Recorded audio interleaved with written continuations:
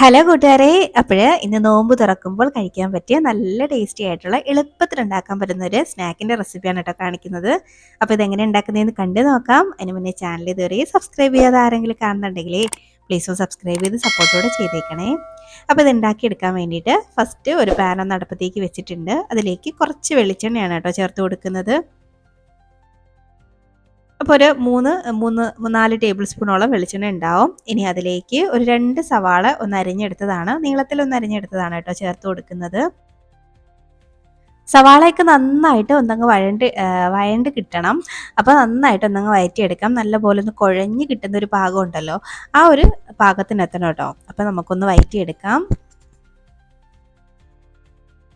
അപ്പോൾ ഈ സവാള ഇങ്ങനെ അതായത് പെട്ടെന്നൊന്ന് വഴണ്ട് കിട്ടാൻ വേണ്ടിയിട്ട് ഇതിലേക്ക് കുറച്ച് ഉപ്പ് ചേർത്ത് കൊടുക്കാറുണ്ട്. അപ്പോൾ ഞാൻ കുറച്ച് ഉപ്പും കൂടെ ഇതിലേക്കൊന്ന് ചേർത്ത് കൊടുക്കുന്നുണ്ട് കേട്ടോ. അപ്പോൾ നമുക്ക് പെട്ടെന്ന് അങ്ങ് വഴണ്ട് കിട്ടും. അപ്പോൾ ഇനി നമുക്ക് വീണ്ടും ഒന്ന് വഴറ്റിയെടുക്കാം. ആകെ ഈ ഒരു റെസിപ്പി ഉണ്ടാക്കിയെടുക്കാൻ കുറച്ച് ബുദ്ധിമുട്ടുള്ളൊരു കാര്യം ഇത് മാത്രമേ ഉള്ളൂ കേട്ടോ. അല്ലാതെ വളരെ എളുപ്പമാണ് ഇത് ഉണ്ടാക്കിയെടുക്കാൻ വേണ്ടിയിട്ട്.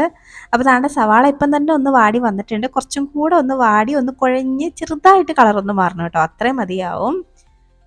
ഇപ്പോൾ ദാണ്ട് നമ്മുടെ സവാളയൊക്കെ നന്നായിട്ട് ഒന്ന് വാടി വന്നിട്ടുണ്ട്. കളറൊക്കെ ചെറുതായിട്ടൊന്ന് മാറി തുടങ്ങിയിട്ടുണ്ട് കേട്ടോ. അപ്പോൾ ഈ ഒരു സമയമൊക്കെ ആകുമ്പോഴേക്കും ഇതിലേക്ക് ഇഞ്ചി വെളുത്തുള്ളി ചതച്ചതാണ് കേട്ടോ ഞാൻ ചേർത്ത് കൊടുക്കുന്നത്. ഒരു ടീസ്പൂണൊക്കെ ഉണ്ടാവുള്ളൂ. അപ്പോൾ അതങ്ങോട്ട് ചേർത്ത് കൊടുക്കാം. അപ്പോൾ നിങ്ങളുടെ കയ്യിൽ ഇഞ്ചി വെളുത്തുള്ളീൻ്റെ പേസ്റ്റ് ഉണ്ടെങ്കിൽ അതങ്ങോട്ട് ചേർത്ത് കൊടുത്താലും മതിയാവും കേട്ടോ. അപ്പോൾ നന്നായിട്ട് ഇതങ്ങോട്ട് വഴറ്റിയെടുക്കാം. ആ ഇഞ്ചി വെളുത്തുള്ളീൻ്റെ ഒക്കെ പച്ചമണമൊക്കെ ഒന്ന് നന്നായിട്ടൊന്ന് മാറി വരട്ടെ. അതുവരെയും ഒന്നങ്ങ് വഴറ്റി കൊടുക്കാം.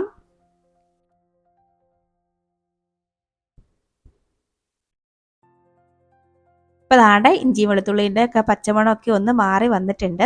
അപ്പോൾ ഈ ഒരു സമയമൊക്കെ ആകുമ്പോഴേക്കും ഇനി ഇതിലേക്ക് നമുക്ക് കുറച്ച് മസാലപ്പൊടികളൊക്കെ ഒന്ന് ചേർത്ത് കൊടുക്കണം. സാധാരണ നമ്മൾ ഉപയോഗിക്കുന്ന ബേസിക് മസാലകൾ തന്നെയുള്ളൂ കേട്ടോ. അപ്പോൾ ഇനി ഇതിലേക്ക് ഫസ്റ്റ് ചേർത്ത് കൊടുക്കുന്നത് ഒരു 1/4 ടീസ്പൂണൊക്കെ മഞ്ഞൾപ്പൊടിയാണ് കേട്ടോ. അതങ്ങോട്ട് ചേർത്ത് കൊടുക്കാം. ഇനി ഇതിലേക്ക് 1 ടീസ്പൂൺ മുളക് പൊടി ചേർത്ത് കൊടുക്കുന്നുണ്ട്. കാശ്മീരി ചില്ലിയാണ് കേട്ടോ ഞാനൊന്ന് എടുത്തേക്കുന്നത്. ഇനി 1 ടീസ്പൂൺ മല്ലിപ്പൊടി ചേർത്ത് കൊടുക്കാം. ഇനി ഇതിലേക്ക് ചേർത്ത് കൊടുക്കുന്നത് ചിക്കൻ മസാലയാണ് കേട്ടോ. അപ്പോൾ ചിക്കൻ മസാല ചേർത്തത് ഉണ്ടാക്കുമ്പോഴാണ് നല്ലൊരു ടേസ്റ്റ്. അപ്പോൾ ഞാനൊരു 1.5 ടീസ്പൂണോളം ചിക്കൻ മസാല ചേർത്ത് കൊടുക്കുന്നുണ്ട്. അപ്പോൾ ഇതിന് പകരം നിങ്ങൾക്ക് ഗരം മസാല വേണമെങ്കിൽ ചേർക്കാം കേട്ടോ. അപ്പോൾ ഇനി ഈ പൊടികളുടെ പച്ചമണമൊക്കെ ഒന്ന് മാറി വരുന്നവരെയും നന്നായിട്ട് ഒന്നങ്ങ് വഴറ്റി കൊടുക്കാം.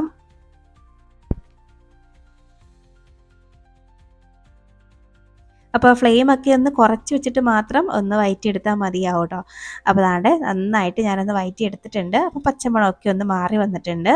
ഈ ഒരു സമയം ഞാനൊരു 3 മുട്ട പുഴുങ്ങി ഒന്ന് ഗ്രേറ്റ് ചെയ്തെടുത്തതാണ് കേട്ടോ. അപ്പോൾ അതങ്ങോട്ട് ചേർത്ത് കൊടുക്കാം. ഇനി നന്നായിട്ട് ഒന്നങ്ങ് വഴറ്റിയെടുക്കണം. അപ്പോൾ ഇങ്ങനെ ഗ്രേറ്റ് ചെയ്യാതെ നമുക്ക് ഈ ഒരു റെസിപ്പി ഉണ്ടാക്കിയെടുക്കാം. പക്ഷേ ഗ്രേറ്റ് ചെയ്യുമ്പോഴാണ് നല്ലൊരു പ്രത്യേക ടേസ്റ്റ് കിട്ടുന്നത്. അപ്പം ഞാൻ കുറച്ച് ഉപ്പും കൂടെ ചേർത്ത് കൊടുത്തിട്ടുണ്ട്. അപ്പോൾ ഉപ്പൊന്ന് ശ്രദ്ധിച്ച് ചേർത്താൽ മതി കേട്ടോ. നേരത്തെ നമ്മൾ കുറച്ച് സവാള വഴറ്റിയെടുക്കുന്ന സമയത്ത് കുറച്ച് ഉപ്പ് ചേർത്തതാണ്. അപ്പം വളരെ കുറച്ച് മാത്രം ഈ ഒരു സമയം ചേർത്ത് കൊടുത്താൽ മതി. ഇനി നമുക്ക് നന്നായിട്ട് ഒന്നും കൂടെ ഒന്നങ്ങ് വഴറ്റിയെടുക്കാം. ആ മസാലയും ആ മുട്ടയും എല്ലാം കൂടെ നന്നായിട്ടൊന്നങ്ങ് യോജിപ്പിച്ചെടുക്കാം.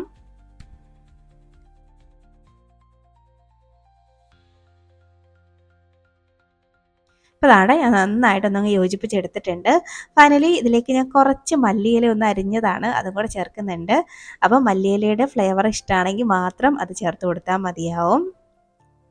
അപ്പം നന്നായിട്ട് വീണ്ടും ഒന്നും കൂടെ ഒന്നങ്ങ് വഴറ്റി കൊടുക്കാം. ഇപ്പോൾ ദാണ്ടെ നമ്മുടെ ഫില്ലിങ് ഇവിടെ റെഡി ആയിട്ടുണ്ട് കേട്ടോ. അപ്പം നമ്മൾ ഫില്ലിങ് ഉണ്ടാക്കി കഴിഞ്ഞ് കഴിഞ്ഞാൽ പിന്നെ എല്ലാം വളരെ എളുപ്പമാണ്. അപ്പോൾ നമുക്ക് ഇതിന് അല്പം ഒന്ന് ചൂട് മാറട്ടെ, അതുവരെ ഒന്ന് വെയിറ്റ് ചെയ്യാവേ. അപ്പോൾ അവിടെ ഇരിക്കട്ടെ. അപ്പോഴേക്കും ഞാൻ കുറച്ച് മൈദേൻ്റെ പേസ്റ്റ് ഉണ്ടാക്കി എടുത്തിട്ടുണ്ട്. നമുക്കൊന്ന് ഒട്ടിച്ചെടുക്കാൻ വേണ്ടിയിട്ടാണ് കേട്ടോ. അപ്പോൾ ഇനി ഞാൻ കുറച്ച് സമൂസ ഷീറ്റ് എടുത്തിട്ടുണ്ട്. അപ്പോൾ നമ്മൾ ഈ ഒരു റെസിപ്പി സമൂസ ഷീറ്റിലാണ് ഉണ്ടാക്കുന്നത്. അതുകൊണ്ട് തന്നെ വളരെ പെട്ടെന്ന് കഴിയും കേട്ടോ. അപ്പോൾ ഞാൻ കുറച്ചധികം എടുത്തിട്ടുണ്ട്. ഇനി നമുക്ക് ഈ സമൂസ ഷീറ്റ് ഒന്ന് അടുക്കി വെച്ച് കൊടുക്കുക. അതായത് ഞാനൊരു കുരിശ് വെക്കൂലേ, ഒന്ന് ക്രോസ് ആയിട്ട് വെച്ച് കൊടുക്കുന്നുണ്ട്. അതാണ്ട് ഇതുപോലെയാണ് കേട്ടോ ഒന്ന് വെച്ച് കൊടുക്കുന്നത്. അപ്പോൾ ഇതുപോലെ ഒന്ന് വെച്ച് കൊടുത്തിട്ടുണ്ട്. ഇനി നമുക്ക് അതിൻ്റെ നടുക്കുള്ള ഭാഗത്ത് നമ്മുടെ ഫില്ലിങ് അങ്ങോട്ട് വെച്ച് കൊടുക്കാം. അപ്പോൾ ഏത് ഫില്ലിങ് വെച്ചിട്ട് വേണമെങ്കിലും ഈ ഒരു ഐറ്റം ഉണ്ടാക്കിയെടുക്കാം കേട്ടോ. അപ്പം ഇതുപോലെ നമുക്ക് ഒന്ന് വെച്ച് കൊടുക്കാം. ഈ ഫില്ലിങ് നമ്മൾ വെച്ച് കൊടുത്തതിന് ശേഷം ഇതിലേക്ക് കുറച്ച് ചീസ് സ്ലൈസ് ആണ് കേട്ടോ ഞാൻ വെച്ച് കൊടുക്കുന്നത്. അപ്പോൾ നിങ്ങൾക്ക് ഇതിന് പകരം മൊസറല്ല ചീസൊക്കെ ഉണ്ടെങ്കിൽ നല്ലതാണ്. ഇനി ചീസ് ഇല്ലാതെ ഇത് ഉണ്ടാക്കിയെടുക്കാം. എൻ്റെ കയ്യിൽ സ്ലൈസ്ഡ് ചീസ് ആയതുകൊണ്ട് തന്നെ ഞാൻ ഇതുപോലെ പിച്ചി കുറച്ച് കട്ട് ചെയ്ത് ചേർത്ത് കൊടുക്കുകയാണ്. ഇനി നമുക്ക് എഡ്ജസിലൊക്കെ സൈഡിലൊക്കെ ഇതുപോലെ ആ പശ നമ്മൾ ഉണ്ടാക്കിയെടുത്ത മൈദേൻ്റെ ആ ഒരു പശ ഉണ്ടല്ലോ അത് വെച്ചിട്ട് ഒന്ന് ഒട്ടിച്ച് ഇങ്ങനെ തേച്ച് കൊടുക്കുക, ഒന്ന് ബ്രഷ് ചെയ്ത് കൊടുക്കാം. ഇനി നമുക്ക് ഇതൊന്ന് ഇതുപോലെ ഒന്നങ്ങ് മടക്കി കൊടുക്കാം.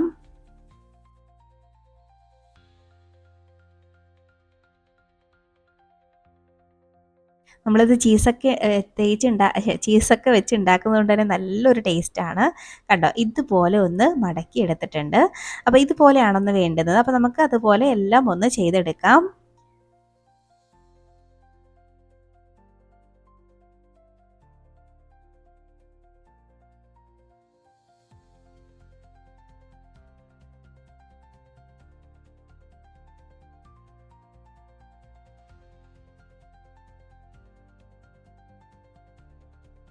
അപ്പോൾ അതാണ്ട് ഞാൻ രണ്ടെണ്ണം ഒന്ന് ചെയ്ത് കാണിച്ചതാണ് കേട്ടോ. അപ്പോൾ ഇനി ബാക്കിയും കൂടെ ഞാനൊന്ന് ചെയ്ത് കൊണ്ടുവരാം. ഇപ്പോൾ അതാണ്ട് ഞാൻ ഇതുപോലെ എല്ലാം ഒന്ന് ചെയ്തെടുത്തിട്ടുണ്ട്. കണ്ടോ, ഇതുപോലെ ഞാനൊന്ന് റെഡിയാക്കി എടുത്തിട്ടുണ്ട്. ഇനി നമുക്ക് ഒട്ടും സമയം കളയണ്ട, നമുക്കിതൊന്ന് ഫ്രൈ ആക്കി എടുത്താൽ മാത്രം മതി. അപ്പോൾ അതിന് വേണ്ടിയിട്ട് ഞാനൊരു ഫ്രൈങ് പാൻ ഒന്ന് അടുപ്പത്തേക്ക് വെച്ചിട്ടുണ്ട്. അതിലേക്ക് കുറച്ച് സൺഫ്ലവർ ഓയിലാണ് കേട്ടോ ഞാൻ ചേർത്ത് കൊടുക്കുന്നത്. അപ്പം ഏത് ഓയിലിൽ വേണമെങ്കിലും നിങ്ങൾക്ക് ഉണ്ടാക്കിയെടുക്കാം. ഇത് അങ്ങ് ഡീപ്പ് ഫ്രൈ ആയിട്ടും ഷാലോ ഫ്രൈ ആയിട്ടും ഒക്കെ ചെയ്തെടുക്കാം. ഞാനിവിടെ കുറച്ച് എണ്ണ ചേർത്തിട്ടുണ്ട്. ഇനി ഈ എണ്ണ ഒന്ന് ചൂടായി വരുമ്പോഴേക്കും ഈ ഓരോ നമ്മൾ റെഡിയാക്കി വെച്ചേക്കുന്ന സംഭവം ഓരോന്ന് അങ്ങോട്ട് ചേർത്ത് കൊടുക്കാം. ഞാനിവിടെ 2 ബാച്ചായിട്ടാണ് കേട്ടോ ചെയ്തെടുക്കുന്നത്. ഞാൻ ടോട്ടൽ ഒരു 6 എണ്ണേ ചെയ്തെടുക്കുന്നുള്ളൂ. അപ്പോൾ ഒരു ബാച്ചിൽ 3 എണ്ണം വെച്ച് കൊടുക്കുന്നുണ്ട്. ഇനി ഒരു സൈഡ് പെട്ടെന്ന് തന്നെ ഇത് റെഡിയായി കിട്ടും. ഒരുപാട് നേരം ഇട്ട് അങ്ങ് വേവിച്ചെടുക്കേണ്ട ആവശ്യമൊന്നുമില്ല. അപ്പോൾ പെട്ടെന്ന് റെഡിയായി കിട്ടും. ഒരു സൈഡ് ഒന്ന് ആവുമ്പോഴേക്കും ഇതുപോലൊന്ന് തിരിച്ചിട്ട് കൊടുക്കാം.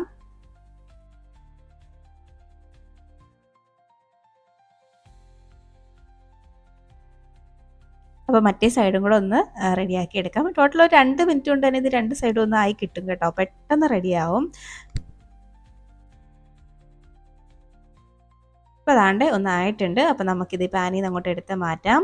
അതുപോലെ എല്ലാം ഒന്ന് ഫ്രൈ ആക്കി ഞാൻ കൊണ്ടുവരാം. അതാണ്ട് ഞാനിവിടെ എല്ലാം ഒന്ന് ഫ്രൈ ആക്കി എടുത്തിട്ടുണ്ട്. നല്ല ടേസ്റ്റി ആയിട്ടുള്ള നല്ല എളുപ്പത്തിൽ ഉണ്ടാക്കാൻ പറ്റുന്ന നല്ലൊരു സ്നാക്കിൻ്റെ റെസിപ്പിയാണ് കേട്ടോ ഇത്. ഇഫ്താറിനൊക്കെ കഴിക്കാൻ പറ്റിയ ഒരു ഐറ്റമാണ്. എഗ്ഗ് വെച്ചുണ്ടാക്കുന്ന ഒരു ഐറ്റമാണ്. അപ്പോൾ എന്തായാലും ഉണ്ടാക്കി നോക്കിയിട്ട് അഭിപ്രായം പറയാൻ മറക്കരുത്. അപ്പോൾ ഇനി ഒരു റെസിപ്പിയുമായിട്ട് വീണ്ടും കാണാം. അതുവരേക്കും ബൈ.